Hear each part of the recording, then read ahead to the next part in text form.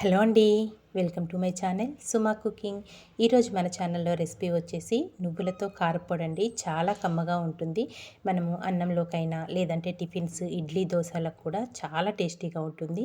ఇలా ప్రిపేర్ చేసి పెట్టుకున్న కారప్పొడి మనము ఒక గాజు బాటిల్లో స్టోర్ చేసుకుంటే ఒక నెల రోజుల పాటైనా పాడకుండా చాలా ఫ్రెష్గా ఉంటుందండి. మరి ఇంత కమ్మటి నువ్వుల పొడిని ఎలా ప్రిపేర్ చేసుకోవాలో వీడియోలోకి అయితే వెళ్ళిపోదామా. దానికోసం ఫస్ట్ స్టవ్ పైన అయితే ఒక ప్యాన్ పెట్టేసుకొని ఆ ప్యాన్ కొంచెం వేడయ్యాక ఒక హాఫ్ కప్ వరకు నువ్వులు వేసుకోవాలి. నువ్వులు వేసుకున్న తర్వాత మాడిపోకుండా కలుపుకుంటూనే చక్కగా దోరగా ఫ్రై చేసుకోవాలండి. నువ్వులు మట్టుకు మాడిపోకుండా చూసుకోండి. మనకి నువ్వులు మాడిపోయినాయి అంటే టేస్ట్ అనేది మారిపోతుంది. నువ్వులు చక్కగా దోరగా ఇలా కలర్ మారేదాకా ఫ్రై చేసుకొని వీటిని ఒక ప్లేట్లోకి తీసేసుకొని చల్లారి పెట్టుకోవాలి. మంచి కలర్ వచ్చే వరకు ఫ్రై చేసుకోండి నువ్వుల్ని మట్టుకు. చూసారు కదా, ఇక్కడ ఇలా బాగా దోరగా ఫ్రై చేసేసుకున్నాక ఒక ప్లేట్లోకి తీసుకొని చల్లారి పెట్టేసుకుంటున్నాను. తర్వాత మళ్ళీ అదే ప్యాన్ని స్టవ్ పైన పెట్టేసుకొని కొద్దిగా ఆయిల్ వేసుకోవాలి.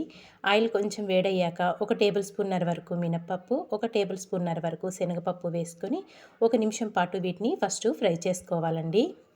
ఇవి 1 నిమిషం పాటు ఇలా కొంచెం ఫ్రై అయ్యాక ఇప్పుడు ఇందులో మీ స్పైసీకి తగినట్టు ఎండుమిర్చి వేసుకోవాలి.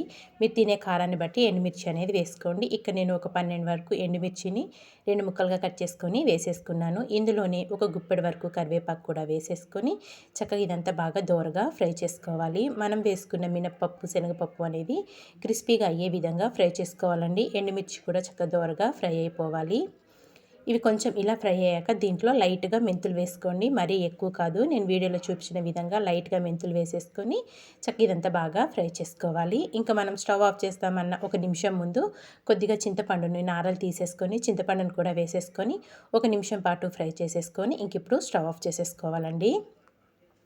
చాలా టేస్టీగా ఉంటుంది. అన్నంలో అయినా టిఫిన్స్లోకైనా సూపర్ టేస్టీగా ఉంటుందండి. వేడి వేడి అన్నంలో కొంచెం నెయ్యి వేసుకొని తింటే మటుకు భలే కమ్మగా ఉంటుంది.